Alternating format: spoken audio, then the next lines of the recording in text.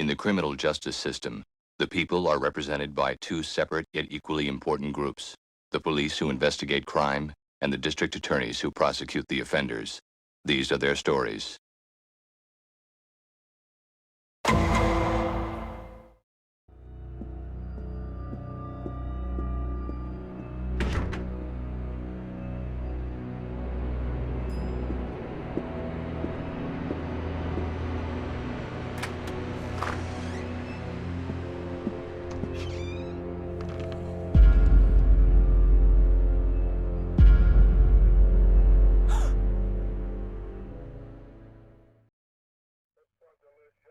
Welcome back to New York, Ray. Ray Curtis from the 2-7, homicide. This is my case. Mine too, now. Olivia Benson, SVU. SVU? Yeah, I got a call the victim showed signs of sexual assault. Your lieutenant said you guys were a little short-handed and my partner is on leave. So I'm here to assist. Yeah, department cutbacks. Everybody wants more cops, nobody wants to pay more taxes. And now we're down one more taxpayer. Who is she? Name tag says Rachel. Judging from the uniform, she was one of the housekeeping staff. Well, up until a few hours ago. I guess someone didn't like the mint on their pillow.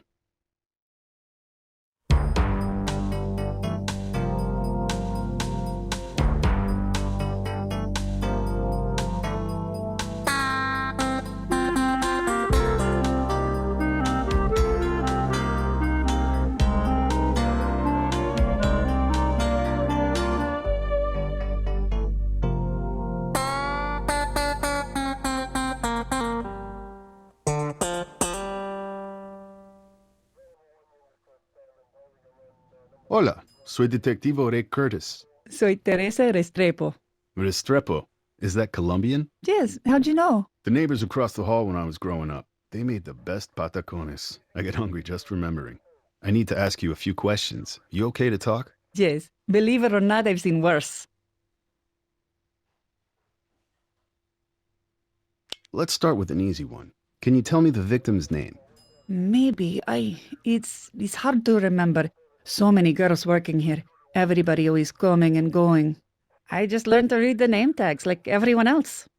Well, could you try? For me? Sure, you got nice eyes. Let's see. It wasn't Latina. It was, it was Rachel, I think.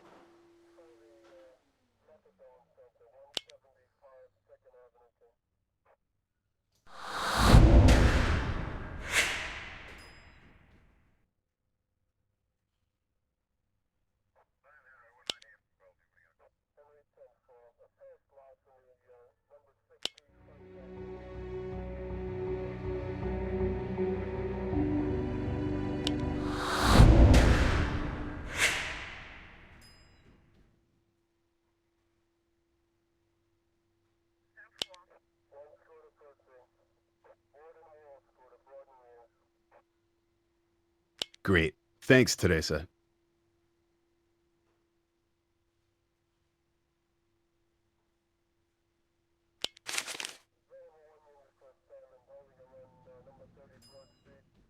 How long has she worked here? No sé, she was pretty new. Started last month, maybe? She have any trouble with anyone? Trouble? No, not her. She was nice, quiet, polite. Actually, no, never mind. What were you gonna say? Well, she just never really seemed like one of us, like she had something else going on. Always watching everything and tapping on her phone. Era una adicción.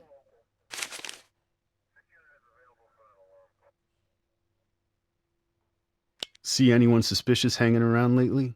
Yeah, the hotel is full of them. Lots of old businessmen always staring at you. Ugh. Okay. How about anyone especially interested in Rachel?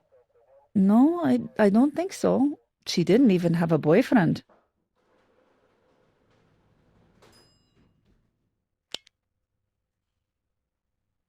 You say she liked to use her phone. For what? You think she was earning a little extra money? What, like John's? Are you asking did I think she was a whore, detective? I don't think so. But who knows? It would explain a lot. Anything else about the phone? She was always texting. Always. She also did some weird stuff. She took pictures of the rooms and even some guests. For a while, I actually thought she might be a cop. Where would the phone be now? Probably nearby. She always kept it close. One last thing, Teresa. It would help us if we knew the last place Rachel might have been. Do you know which room she would have been cleaning? That's the weird thing. Today was her day off. She shouldn't even be here. So what was she doing all dressed up for work? You're a detective. You figured it out, guapo.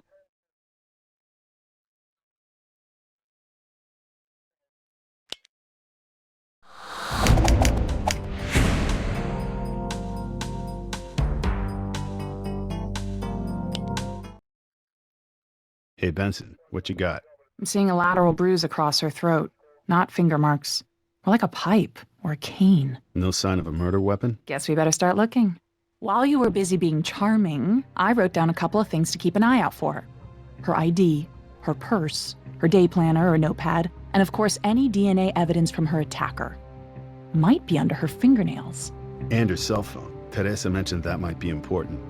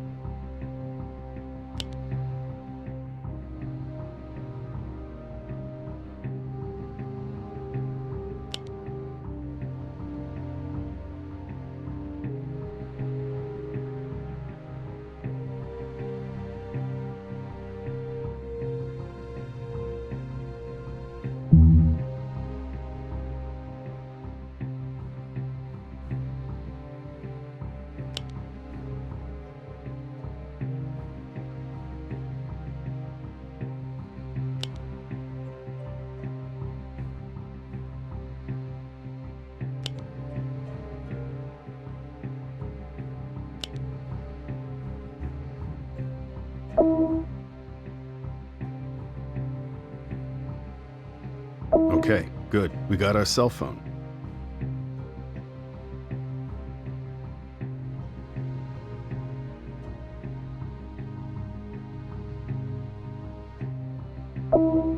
Rachel Trevino, 27 years old, lives at 600 East 5th Street. Over in the East Village, if I remember right.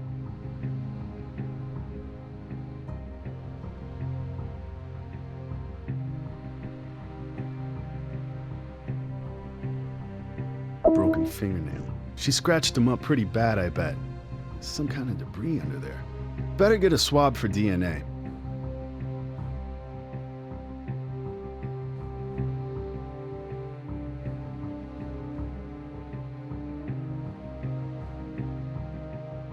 This could be Rachel's purse. It's not Coach, but not cheap either. Someone was taking care of her bills.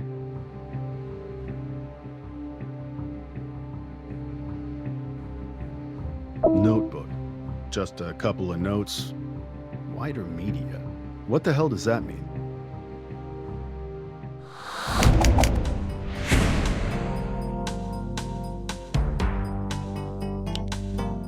She's got a couple of voicemails. Let me see.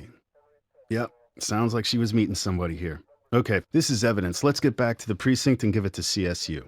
Why not just listen to him now? I better follow procedure on this one.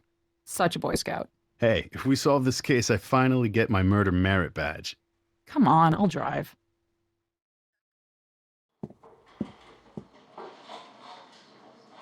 Ray. Morning, Lenny. Please tell me we got a new lead on the Central Park case. Oh, sure. If you count nothing, nada, and bupkis. It's been 6 weeks. The murder weapon is probably at the bottom of the Hudson. I tell you what, I think we're stalled out, kid. I hate loose ends, Lenny. Tell me about it. At my age, I gotta tie him up as fast as I can. Ray Curtis, as I live and breathe, back in my precinct after all these years. What happened? Finally sick of all that California sunshine? My girls got worried if I wasn't solving murders, I might start committing them. You met Detective Benson? I did. She's good. Definitely easier on the eyes than Lenny Briscoe. Yeah, but she's made of steel. Don't cross her, Ray. Wouldn't dream of it. Welcome back. Thanks. Hey, I was gonna take this down to CSU. What the hell? What's wrong? The voicemails, they're all gone. Someone deleted them all. And odds are it wasn't our victim. Looks like her carrier is Mercury Wireless. Pete Shanahan down in Fraud told me they've had some problems with security recently.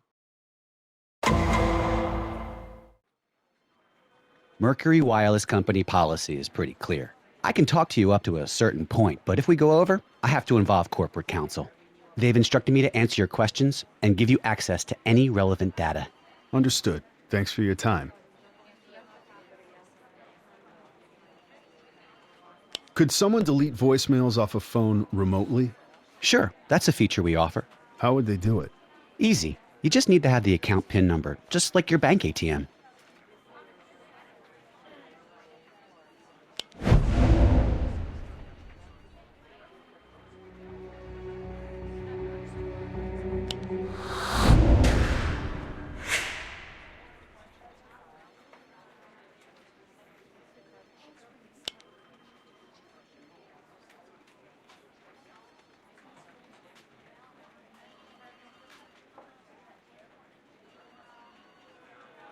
Who had access to Rachel Trevino's voicemails? According to our account record, only Ms. Trevino. There's no one else listed here. The only other persons with authorized access are myself, our customer representative team, and a few independent technical contractors.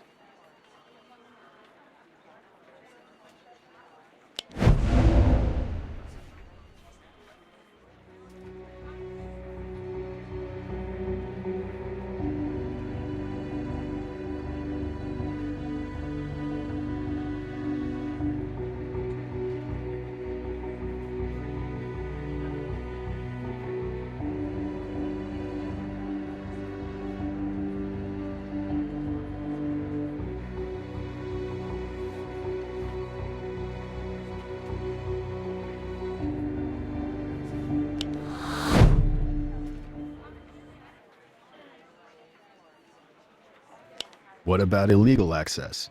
Hacking into the account? Hard to say, 'cause that'd be illegal.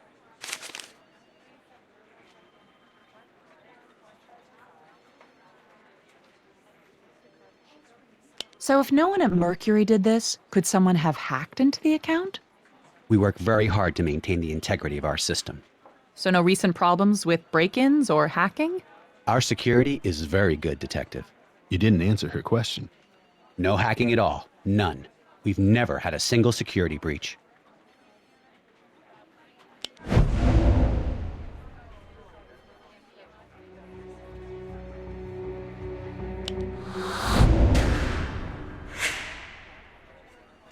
Detective Shanahan already informed me you've had problems with break-ins.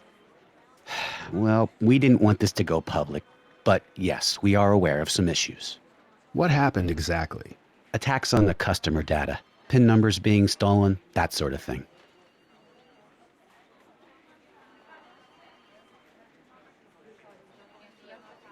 We're going to need to check all activity on the phone over the weekend. This isn't Big Brother, despite what you might think. We do track calls, text messages, and data downloads, but not every single interaction. Really? You sure about that? Well, there are other records, but those are internal and restricted. I'm not authorized to show you those.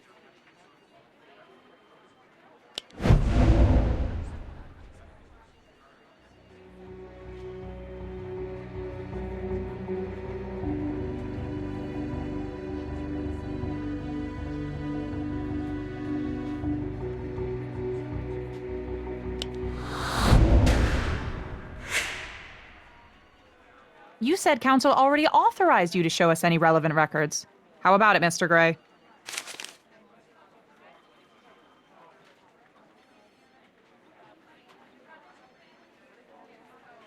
Let's have a look at those restricted records, Mr. Gray. We prefer not to share those personal customer records. It can project a negative corporate image. It would be a complete invasion of our customers' privacy. You guys need a warrant.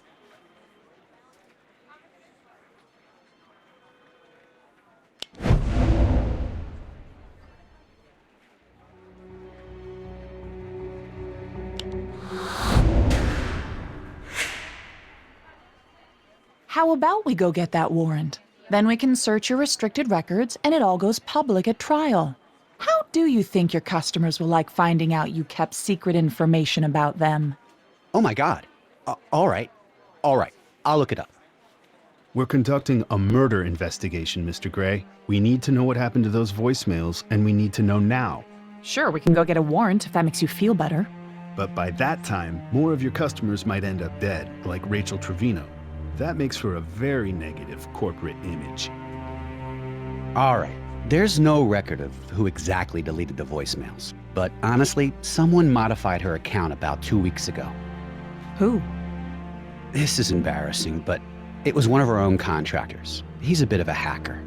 He could have accessed her information. He did not have company permission to do this. But why? He's a strange guy, detective. Very intense. His name is Tom Newberry. Here's his contact number. One thing, you might not want to call from your precinct. Oh, why not? Tom knows how to crack caller ID. He always knows who's calling and from where. Thanks for the tip.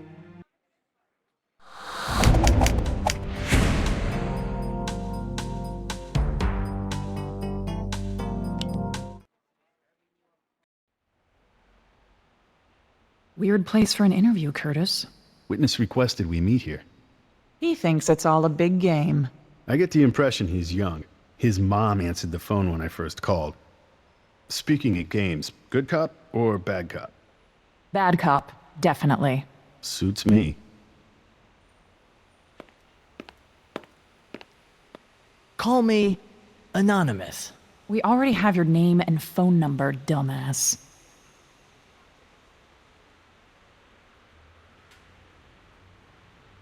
Where were you on Saturday night? Everywhere. Tom, we can go downtown right now if that's how you want to play it. Sorry, I was online. On a raid. Anyone corroborate this? About 20 warriors in my guild. Let me rephrase. Did anyone real see you? Yeah. My mom. I live with her. She was there the whole time.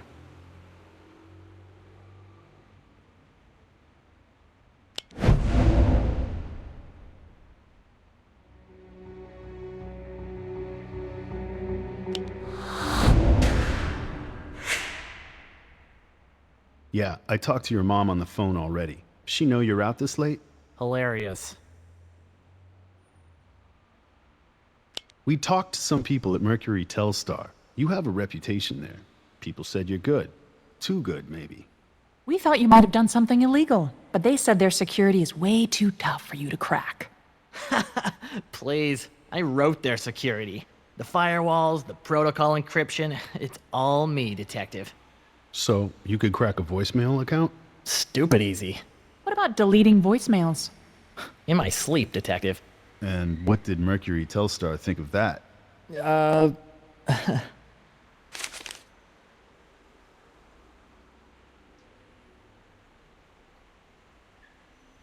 Did you know Rachel Trevino? She mentioned your name on her blog. She did? Oh my god, really? What'd she say about me? Does she like me? Does she want to meet? You sure you didn't know her? Or want to know her? I mean, you're smart, Tom. All you had to do was hack in, learn her secrets, get close. No, it's not like that. But she still wouldn't have you. It drove you crazy. And then, things just got out of control. It's not your fault. Am I right? Wait, what's not my fault?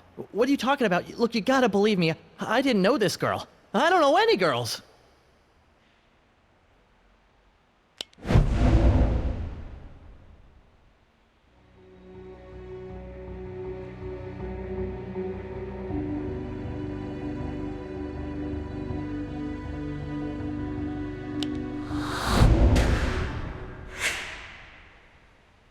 It's okay, Tom. I believe you. We believe you. Calm down. Rachel was killed the other night. I just had to make sure you weren't playing us.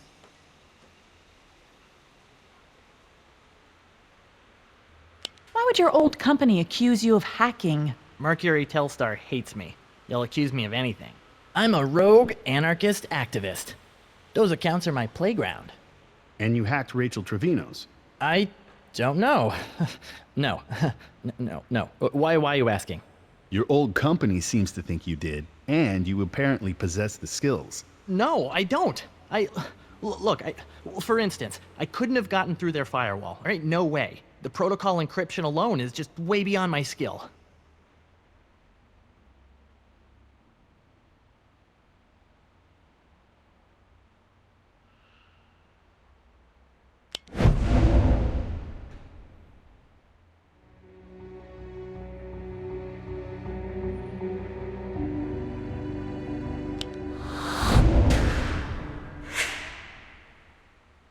You're lying, twerp. Totally not lying, detective. Remember how you were bragging on how you wrote the security? Oh. Right. That gives you means. Now we just need motive and opportunity. Hey, wait a second. You didn't Mirandize me. I know my rights. Oh, Tom, this is just an interview, not an arrest. So sorry. Miranda doesn't apply.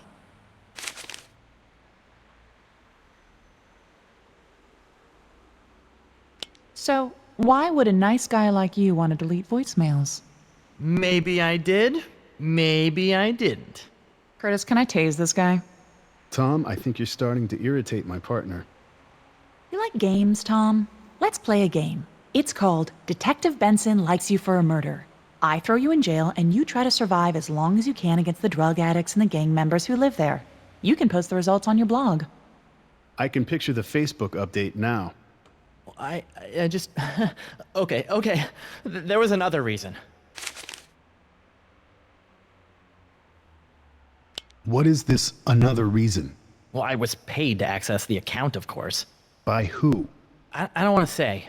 You better say. Or do we need to call your mom and tell her you're running a hacking ring out of her basement? Oh, Jesus, no. Look, don't get her involved. That woman has enough problems. These people are powerful. Names. We need names.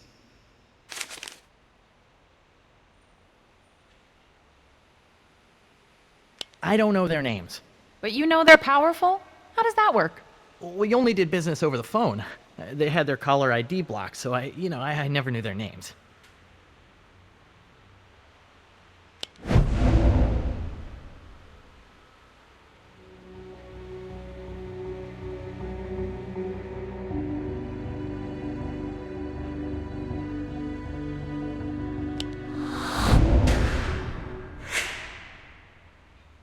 You're a terrible liar, Tom.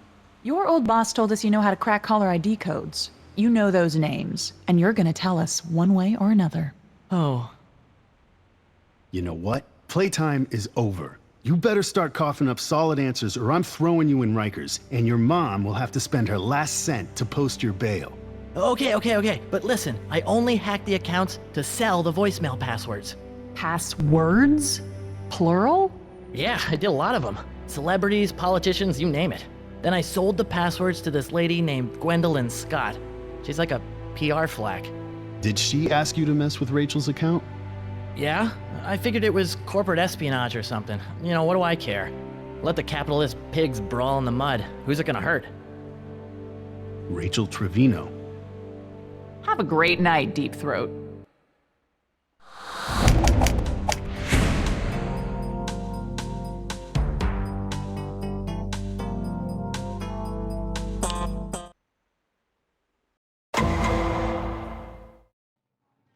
We're going to start by what we call defining your moment. Gwendolyn Scott? Yes. I'm Detective Ray Curtis. This is Detective Benson. We need to talk to you for a minute. So sorry, I'm busy. It's important. My client is important. You can call my office. You know, a guy named Tom Newberry just gave me this girl's number, PR flack. She likes to buy voicemail passwords and blackmail her clients. Maybe I'll call her instead.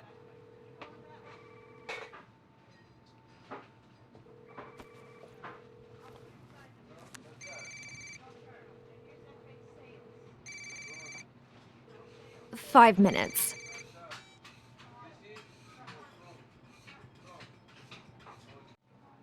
Was that fun, Detective? Sometimes I like to play rough. Well, so do I. But a little charm can go a long way. Sorry, I promise this will only take a moment of your time. You're a busy girl. Thanks. I appreciate it. And I promise I won't make up extra questions as an excuse to talk to you longer. All right, Romeo, settle down. Ask away.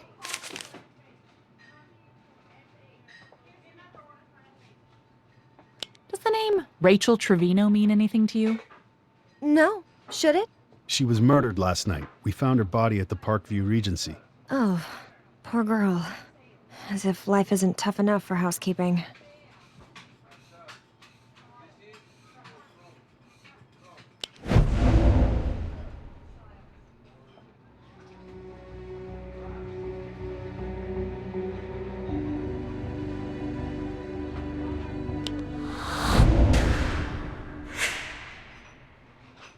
I didn't say anything about her being with housekeeping.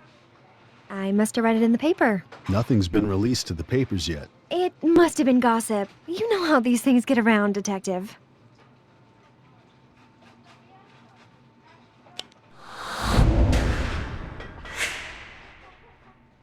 Tom Newberry already told us you knew her. Oh, that Rachel. Of course. My mistake. I can be such an airhead. Do you know Tom Newberry? No.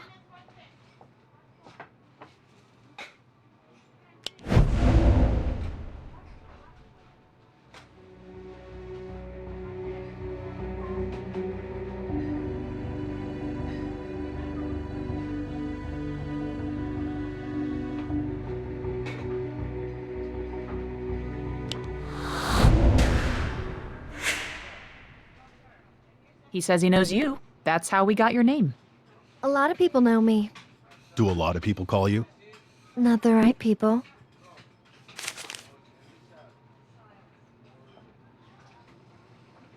So if I look up your phone records and Tom Newberry called you, and you talked to him more than once, now, would I be crazy to think you're lying to me? I'd say you were just jealous.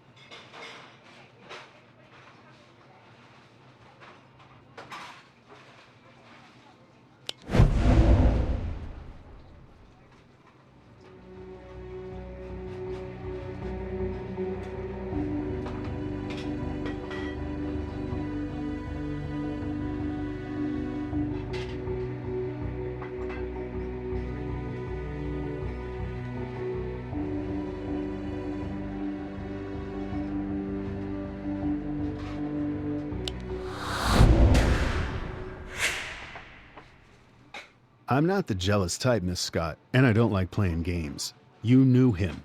Fine. Yes, we did business. I paid him for insider information.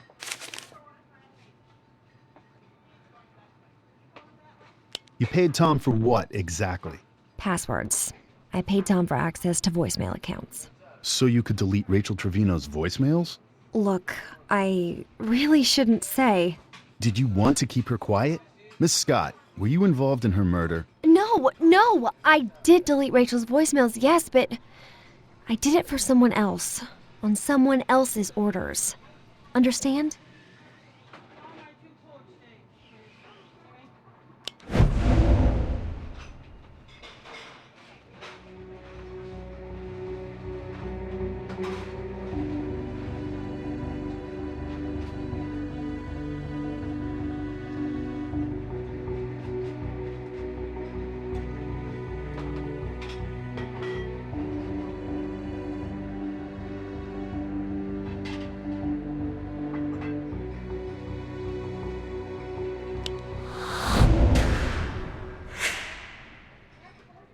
All right, I'm listening.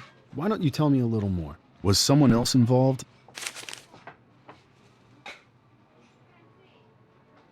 Who asked you to delete the voicemails? A client. I really can't tell you. I'm gonna find out anyway. I'm actually pretty good at this detective thing. Well, crap. I guess it's all over for me anyway. Here's the deal. I gave Rachel's password and voicemails to my usual buyer, Alexander Baron. Alexander Baran, as in CEO of Wider Media? The Russian guy who owns like half the television stations in America? The very same. Baran bought Rachel's voicemail access from me a few weeks ago, and then told me to delete them all.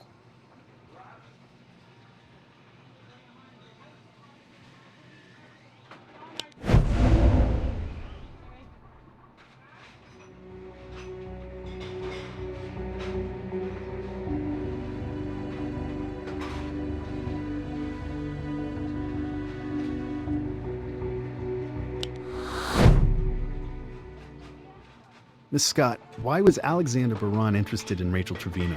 She's a maid. He's a Russian billionaire. I don't get it. Rachel Trevino was not a hotel maid. She was an activist, a blogger, and she had uncovered some dirty, dirty secrets about Alexander Baran. He's a very bad boy detective. What did she find out?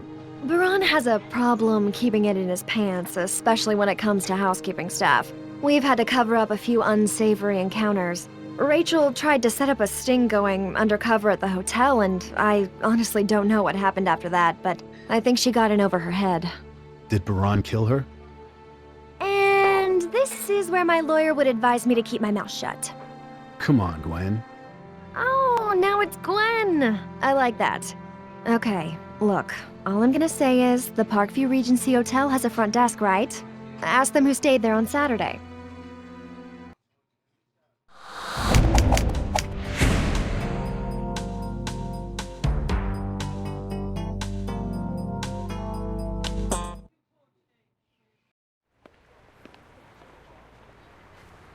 That was Cormac at the precinct.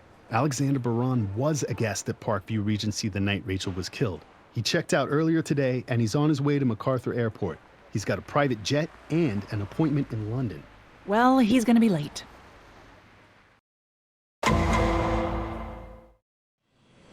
Mr. Baran! Mr. Baran!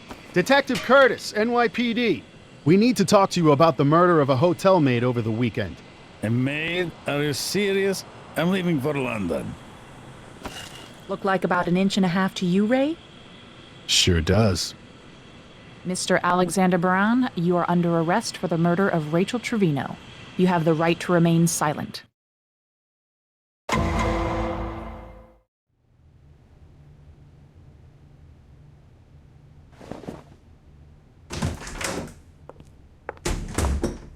I don't know why we're wasting time here. I'm a Russian. I have diplomatic immunity. We did a little research on you, Mr. Braun. Rachel's blog was a very interesting read. Maids? Waitresses? Executives at your own company? Is there any woman you wouldn't hit on? Your mom? Miss Benson, I am a handsome, virile man. I radiate power. Women are attracted to it despite themselves. Here's a clue. When a woman is attracted to you, she does not slap you with a sexual harassment lawsuit. You've had 12. I'm a flirt. I get slapped with all sorts of things. Did you know Rachel Trevino? No. We have DNA evidence that says you did. What kind of evidence? A rape kit. You don't know what you're talking about. It was completely consensual. So you do know her? You cops think you have it all figured out. Guess what? We were lovers.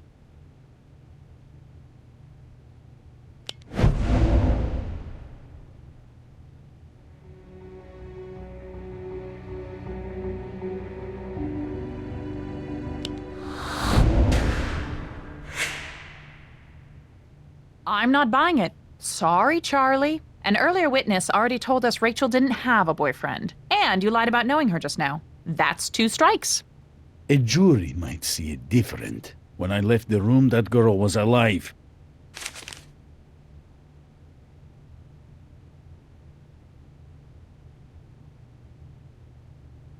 You had access to Rachel's voicemails, and you destroyed them to cover up your connection.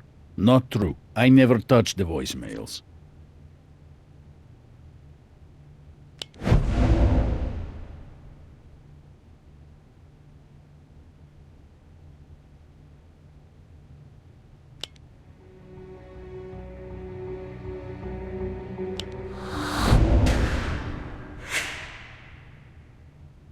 Nice try. Gwen Scott told us she deleted the voicemails on your orders. You're guilty as sin, Baron. If you say so. Rachel knew all about you. She was gathering evidence about you, about unreported assaults. I wouldn't know anything about that. I never even heard these voicemails you're so very concerned about.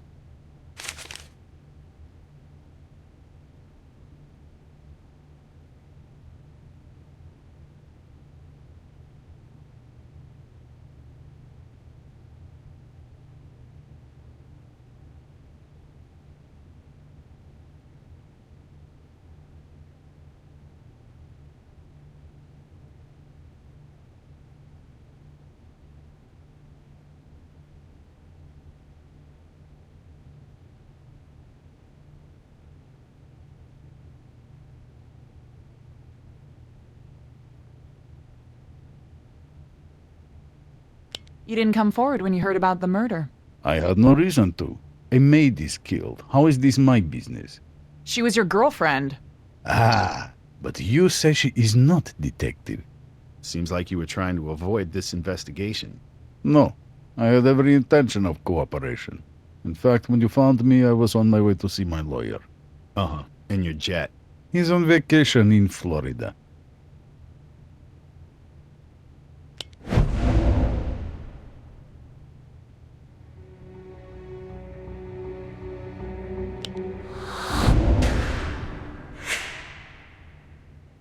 You said you were headed to London. It's just a hop, skip, and a jump to Moscow from there, and then you'd be out of our reach.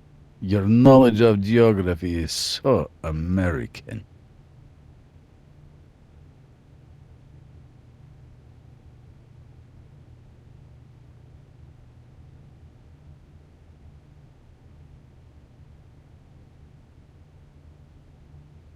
So let's say, maybe this girl, Rachel, maybe she liked it a little rough. And you obliged.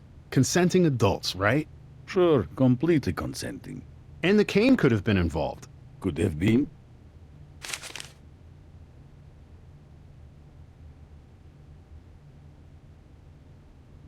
You know, killing the witness to a crime gets you an automatic upgrade to Murder 1. What crimes? What witness? Rachel had evidence on you, Baron. She knew what you were up to. She wasn't a witness to anything. Those voicemails were about an expose, a plan to blackmail me.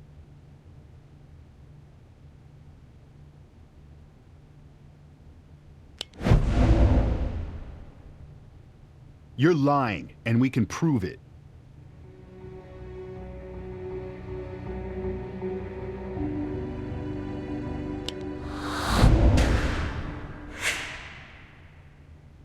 You just told us you never heard those voicemails, so there's no way you could know what they were about. You heard them, and you know it. You're looking better and better for this murder with every lie that comes out of your filthy mouth.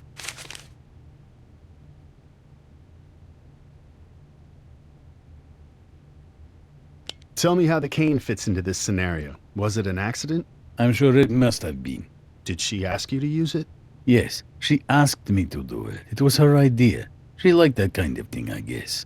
Like I said, it was all consensual. This girl was kinky. She saw my cane. She wanted to try it. She was an adult. So you admit it? No. No.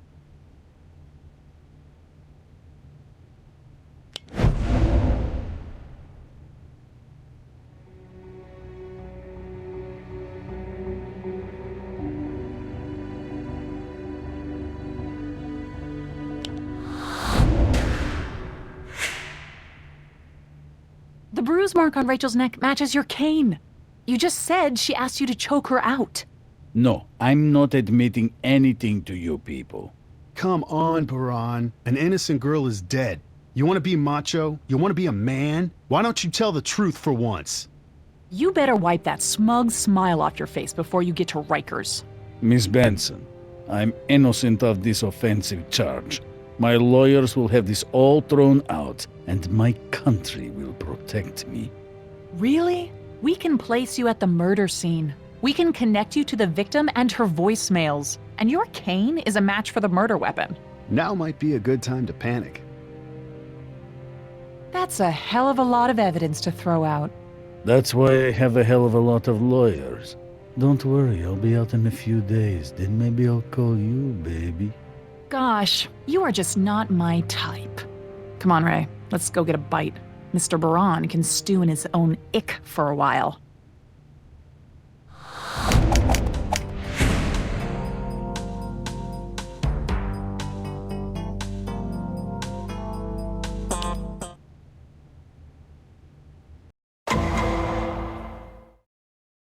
The district attorney's office takes a dim view of rape and murder in our city, Mr. Baran. Your defense contends you have diplomatic immunity, but the Russian consulate says you only have limited immunity. My status protects me from prosecution of any crime committed in the course of my diplomatic mission. I met Miss Trevino in the capacity of a Russian media expert as a diplomat.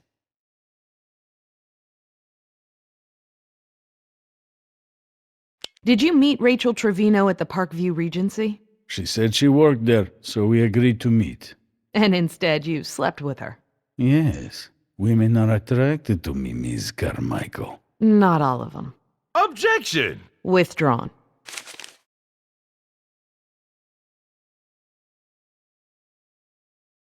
So your immunity status is based on your acting as a diplomatic agent. But this is the first we've heard that you were meeting Rachel Trevino in that capacity. She wanted to compare Russian business philosophy to American. She mentioned that aspect specifically to me. Are you sure she didn't have something else in mind? Was Rachel investigating other aspects of your business, Mr. Baran? No.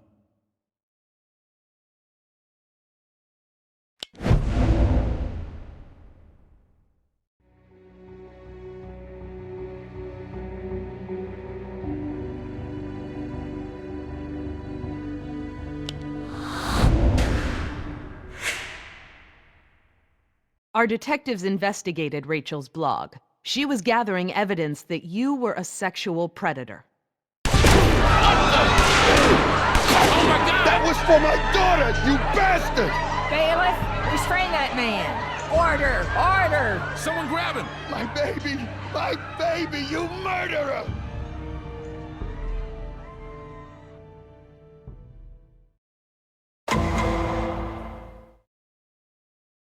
Judgment Day. Hero dad gets revenge.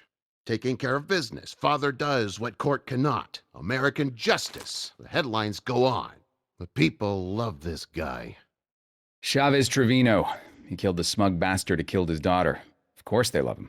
How the hell did he get a gun into the courtroom? This is gonna get messy quick. I say we charge him with voluntary manslaughter and let it go. Abby? You know what keeps me up at night? What if his aim was off? Just slightly. I wouldn't even be here to answer your question, Jack. You're right. I'm not setting a precedent for street justice in our courtrooms, despite what the people think they want. Prove it was premeditated. Hit him with murder one. You got it, boss.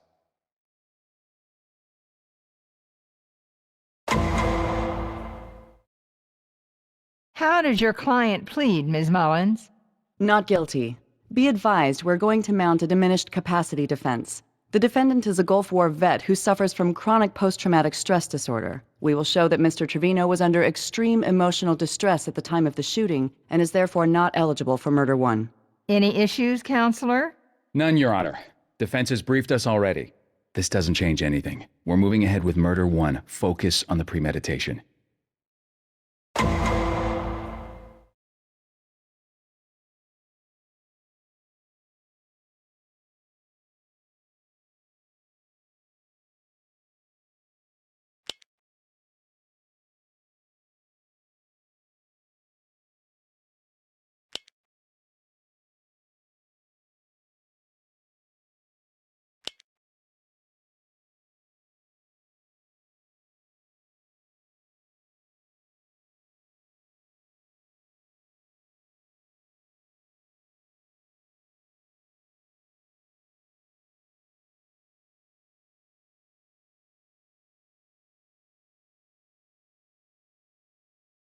Can you tell us definitively who shot Alexander Baran? Without a doubt, the defendant, Chavez Trevino, shot him. I looked to see Mr. Trevino standing up with a smoking gun in his hand. Literally. And can you identify him for the court? Sitting right there. That's your shooter.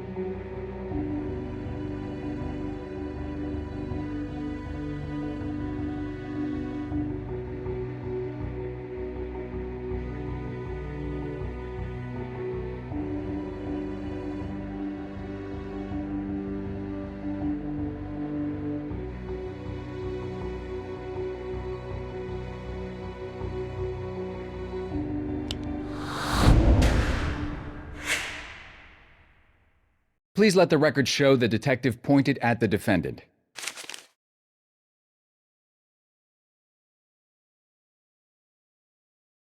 After the shooting, Mr. Trevino made a voluntary statement to you about why he shot Mr. Baran. True? Yes. What did he say? He said Mr. Baran had to die. He said Mr. Baran was going to claim immunity, escape prosecution, and run back to Russia. Detective, how exactly did Mr. Trevino get a gun into the courtroom? Aren't there security measures? We're still investigating how he breached security. But he claims he stuffed it into his jacket and simply walked through. How difficult would it have been to get past security? Mr. Trevino had to avoid metal detectors and checkpoints covering every entrance. What would it take to get past all that security, Miss Benson? Forethought, planning, and intelligence. Mr. Trevino had to keep his cool and his wits about him at all times.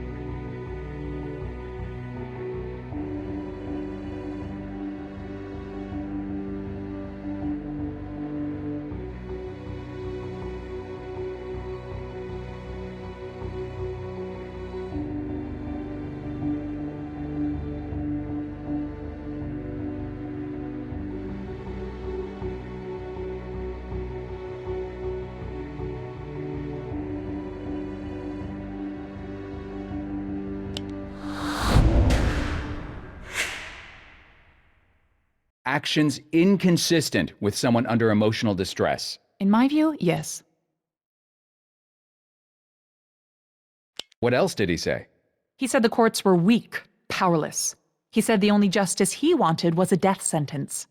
So, his motive was less about avenging his daughter's murder and more about exacting the type of justice he wanted to see. Objection. Withdrawn.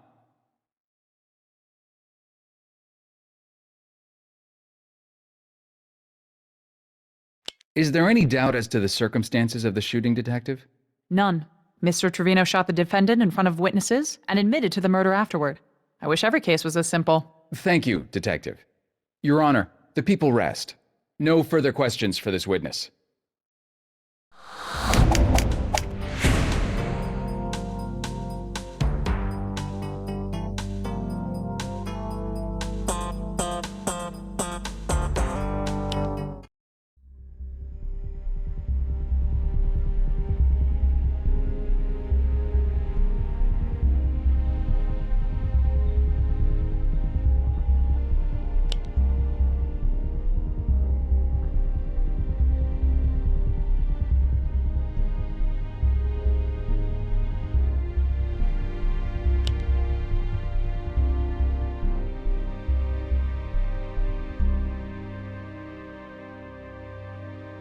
Detective Benson, you testified that you saw the defendant, Chavez Trevino, shoot the victim.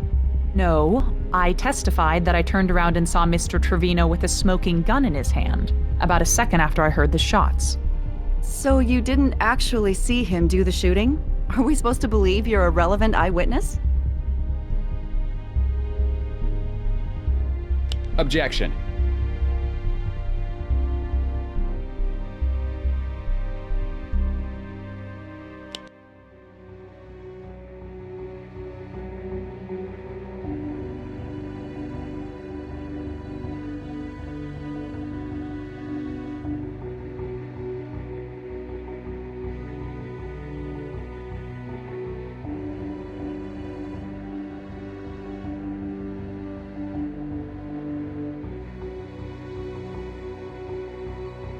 Argumentative. Sustained. Ms. Mullins, enough with the rhetoric. Immediately after the shooting, what did Mr. Trevino look like? I don't follow you. Was he composed? Calm? He was in possession of himself. Wasn't he yelling out, "My baby, you murdered her"? He said that, yes. He was out of his mind with grief. He was coming apart at the seams, and you didn't see it? Really? I don't believe you. He was upset. Objection.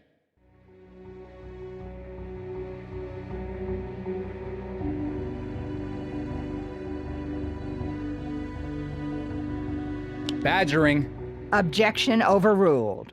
Is your heart so cold, Detective? Are you such a robot that you can't see another human in distress?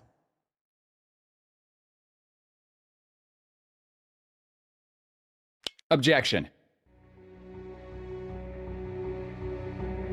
Argumentative. Objection overruled. Let's try this one more time. Was my client, Chavez Trevino, visibly shaken and distressed following the shooting? Yes.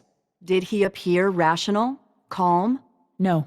Was his behavior at that moment consistent with a person in severe emotional distress? Yes. So despite any forethought or planning he might have shown previously, the defendant was clearly in distress when he fired his weapon. True? True? Yes. Thank you. That's all for this witness, Your Honor.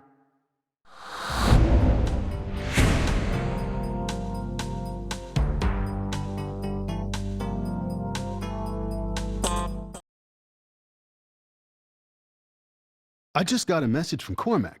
You know the gun we took off Chav Trevino? Yeah? It's a ballistics match to the one used in the preppy joggers murder. The joggers? The two kids who got killed in the park? That was in the 90s. It was 1998. Me and Lenny Briscoe caught the case, but we ran out of leads and were never able to close it. We got pulled off, actually, and burned the old man's ass pretty good. Oh, tough break. But, well, then, how did Trevino get it? Yeah, good question, Detective. This case has been on my mind since I got back. Then this falls in my lap. I feel like I owe it to Lenny. Ray, any way I can help out, I'm in. Thanks. Court is in session.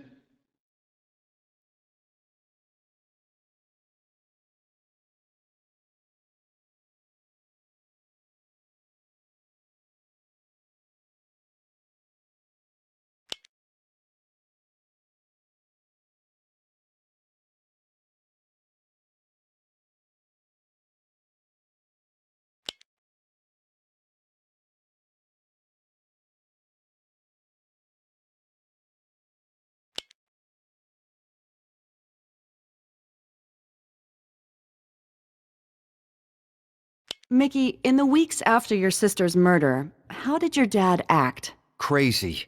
My dad has PTSD again. It all came back. He needs different treatment. Objection.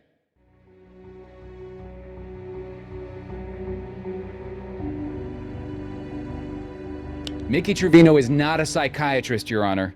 He's not qualified to diagnose his father. Sustained. Mr. Trevino, please limit your comments to what you saw. Tell us the behavior you observed.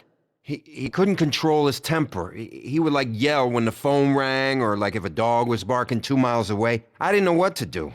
When Rachel was killed, I expected him to be really sad or depressed, but not angry. And this behavior, had you ever seen it before? No, but my sister did. Objection. Hearsay. Regrettably, the witness's sister is deceased and can't testify to the truth of this statement. Sustained. The jury will disregard that last remark. When? After he got home from the Gulf War, 1991. Pop had his troubles with the law. A felony assault charge, some other bullshit, some other nonsense. Did you think he would hurt anyone? My uncle said he was getting dangerous. Objection. Hearsay. Sustained. If your uncle would like to testify, then by all means. However, you may not testify for him. Do you think your father was in his right mind when he shot Alexander Baran? No. When my sister got murdered, I tell you, it smashed something deep inside my dad. And the idea that this fat Russian bastard could walk away scot-free because of some technicality? My dad did the world a favor. Thank you, Mickey. No further questions.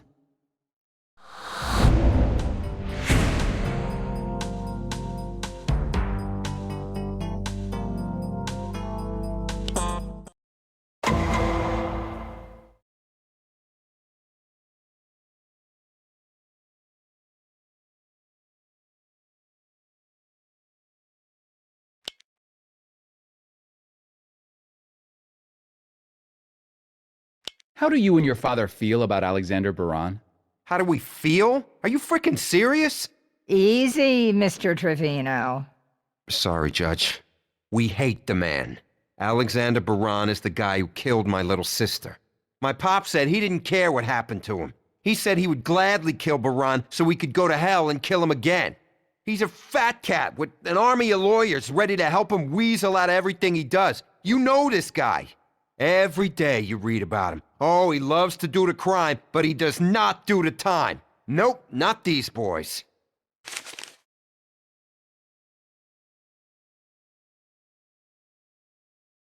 Did your father try to buy a gun a week before the attack? Yeah, I guess. Did you try to help sign for it? Yeah, so what? Your father was convicted of felony assault in 1992. He's not allowed to have a gun. Did you know about his conviction? Nah, I didn't know nothing about that. Man's got a right to defend himself. Actually, when he's a convicted felon, he doesn't.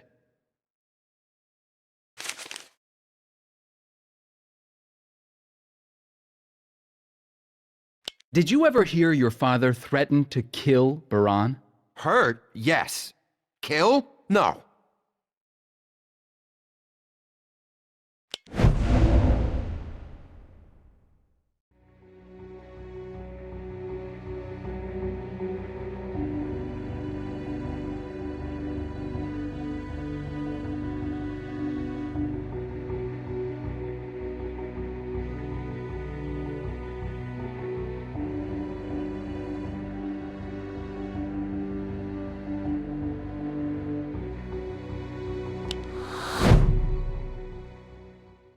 That's not true.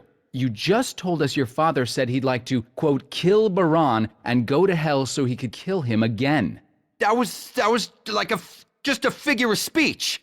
Or the truth.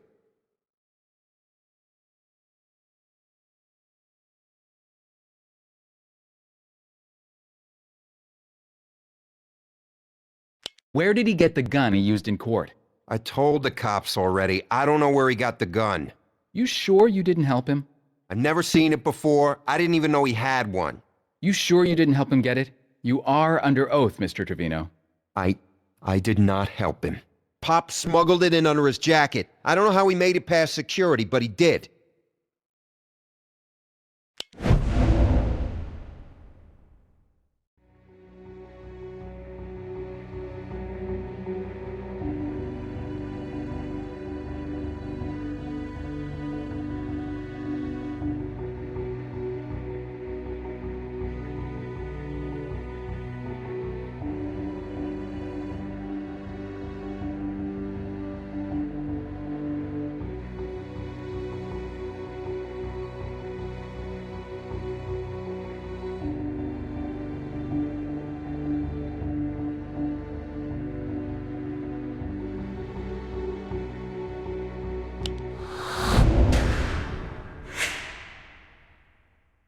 Why didn't you get help for your dad? He seemed rational. So he was in control? Enough so that you weren't worried? Yeah, I wasn't worried. So where's the PTSD? I guess I didn't see it then. So maybe he didn't have it. That's not what I meant. He did. So why didn't you get him help? Either you saw he was out of control and you did nothing, or you saw nothing. Hey, there was no way to know what my dad was gonna do. He was crazy. How could I possibly have known it would come to this?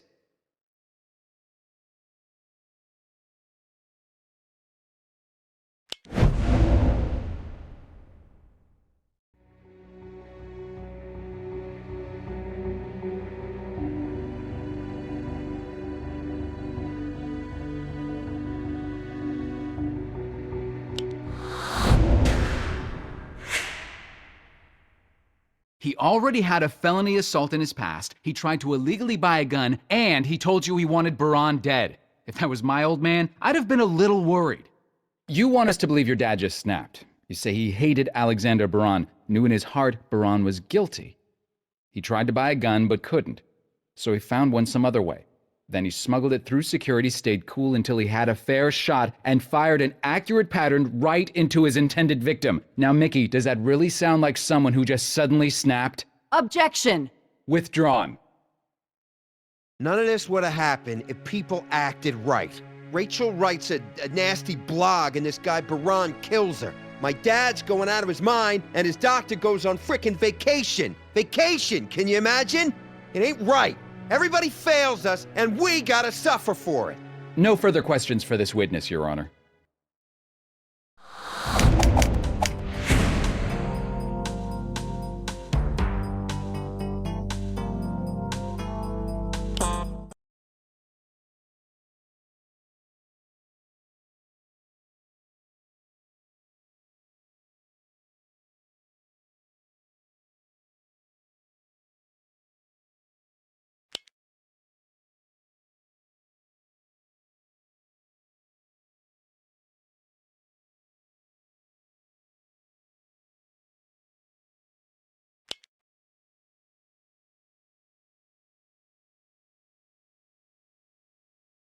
Mr. Trevino, why did you shoot Alexander Baran?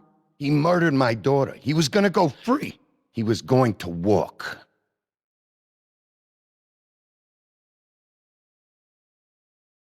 Objection.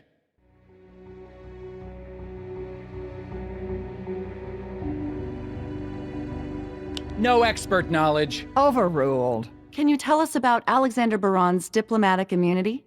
I'm not a lawyer, but I know what that means. He just gets to skate. The law says he can run off to Russia. Objection.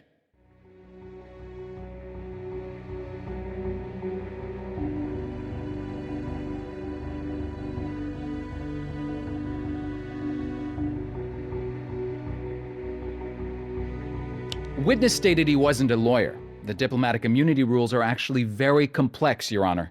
Alexander Baran's status was still under review even at the time of the trial. Sustained. Mr. Trevino, can you take us back to 1991 and your experience after the Gulf War? Yeah, I was a ranger in Iraq. I saw a lot of stuff. When I got back home, I had some trouble settling in. What kind of trouble? I was never a violent guy before, but suddenly anything could set me off. I fought all the time. I couldn't sleep. My wife divorced me. I wanted to die. And what did the Army say? The doctors said I had PTSD. They said it interfered with my ability to regulate my emotions. So I joined a therapy group. I took meds for a while for the depression. Got myself back together. What might have happened if you hadn't had therapy? I don't know. Maybe gone crazy, maybe hurt somebody. I might have snapped, like I did that day in court.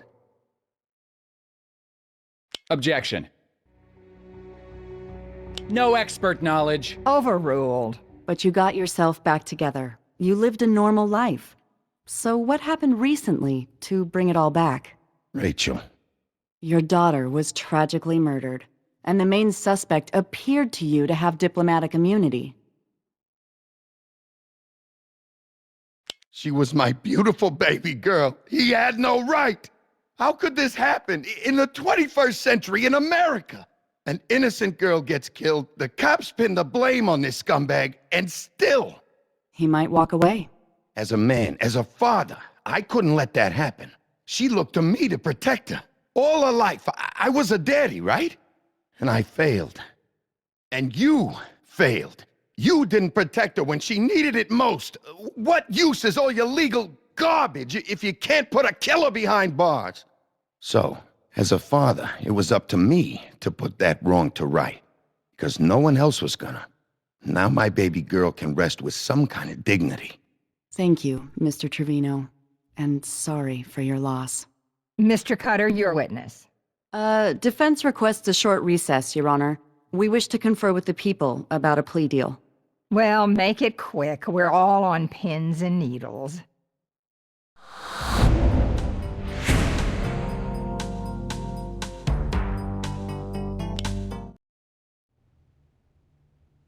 Mike, Abby, let's not let a grieving father go to jail for the rest of his life. Can we talk deal? Depends. What are you offering, Christina? 1 year in county plus probation. You give us the time. He doesn't belong in jail. You're kidding, right? He's a killer. I got the bloodstains on my jacket to prove it. Here's our counteroffer.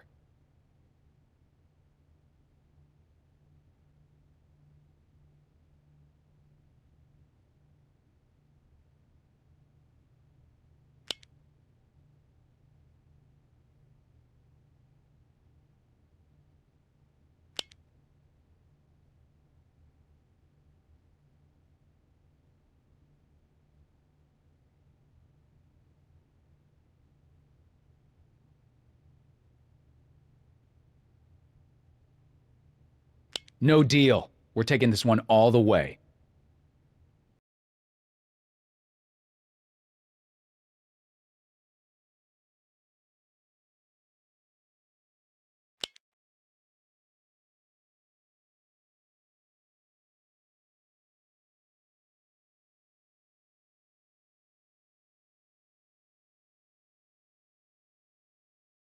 Do you think what you did was right? Scumbags don't deserve to live. But is shooting them morally right? I was out of my mind. My PTSD... Your PTSD excuses your behavior? It explains my behavior. And conveniently reduces your jail time. Objection! Okay, you believe your PTSD accords you a reduced sentence, less responsibility. What if you had killed an innocent bystander? What if you had killed a child? No, that would be different. Why? Because Alexander Baran was guilty! Oh, so it's okay if he's guilty. An eye for an eye, street justice. And you are the judge, jury, and executioner. This has nothing to do with your PTSD or emotional distress. This is a simple tale of revenge.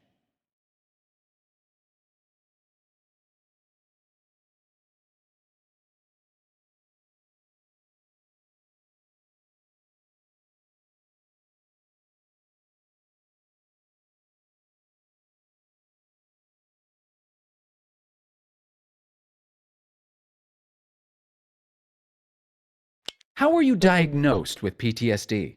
Army doctors. My charts are part of the trial evidence. Did you believe them? Yeah, I believed them. It finally explained the nightmares and the rage. Do you believe PTSD is a real condition? Of course I do. The dreams, waking up in a cold sweat, the paranoia, the sudden burst of anger. It's very real to me, Mr. Cutter.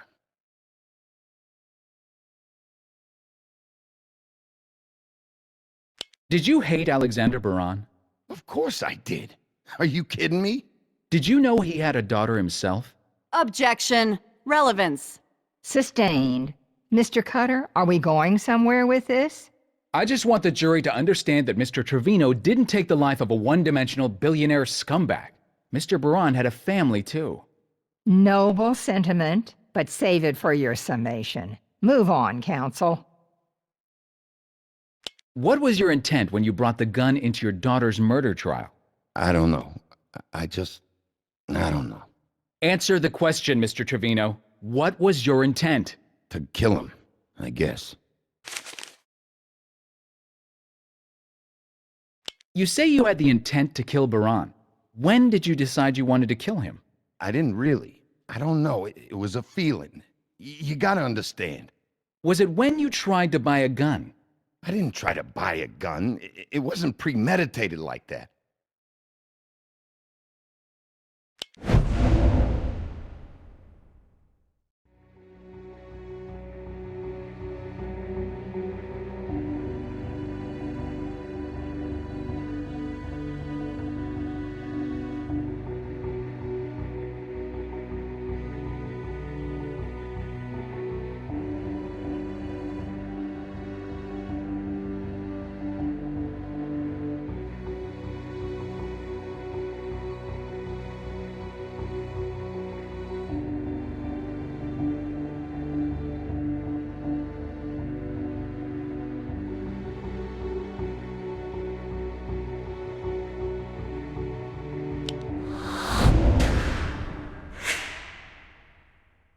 We already presented evidence that you did try to buy a gun several weeks before the killing. I don't know. That morning, I guess.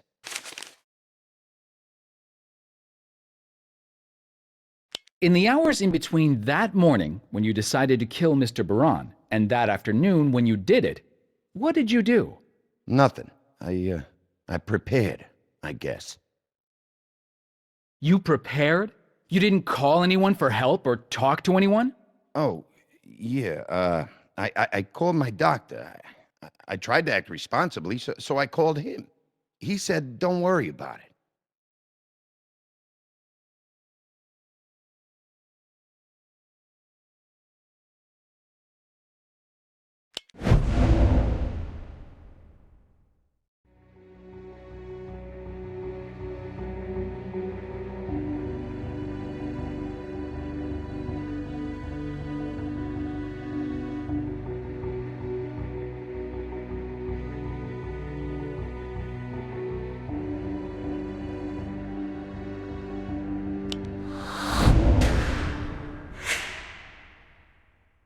Your son already told us your doctor was on vacation.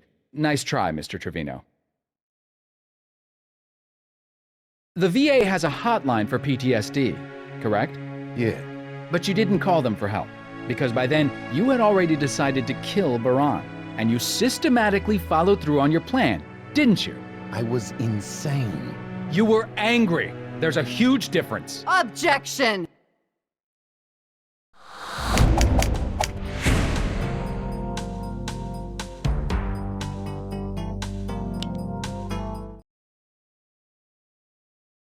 Chav Trevino did shoot Alexander Baran. It's true. But the important question is why? Under our laws, the charge of murder may be reduced in the event of extreme emotional distress. His pride and joy, his daughter Rachel ripped away from him forever by a rapist and a murderer who then tried to claim diplomatic immunity and run away instead of accepting his punishment like a man. It was too much. Extreme emotional distress. Chavez Trevino only did what many of us fantasize we would do in his place. Was it right? No, he knows it wasn't right. But at the time, when he acted, right and wrong were drowned out by a raging storm of flashbacks, stress, and injustice. With therapy, he can heal again. Give him that chance. Look into your hearts and ask yourself if Chav Trevino is a cold-blooded murderer like Alexander Baran, or just a brave and broken father, doing the only thing that made sense.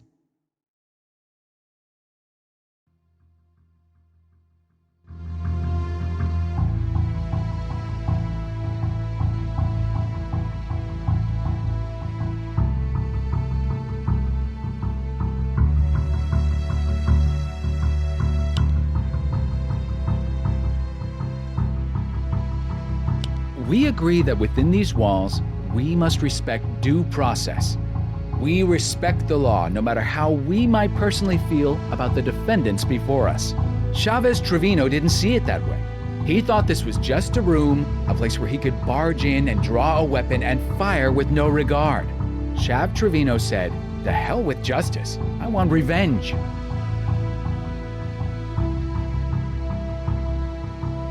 I think the defense would like to confuse you about what is extreme emotional distress. And what is a father's natural grief over his daughter's unfair death? To set a precedent that every grieving father has the right to gun down the suspected killer is a very, very dangerous one indeed. Ladies and gentlemen of the jury, the people have shown you the evidence that Chavez Trevino's acts were premeditated. Not a burst of impulse, not a symptom of his PTSD. Mr. Trevino killed a man in cold blood.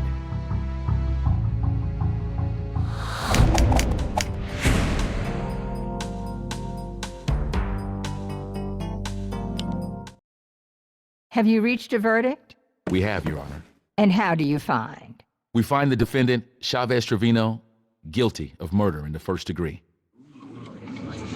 We thank you for your service. Defendant is remanded into custody until sentencing. Mike! Abby! The headlines aren't pretty, are they, Jack? I'll take this one on the chin. The only way to wield the power of this office responsibly is through the equal and just application of the law. We don't get to bend the rules. That just leads to chaos. Oh, and good job.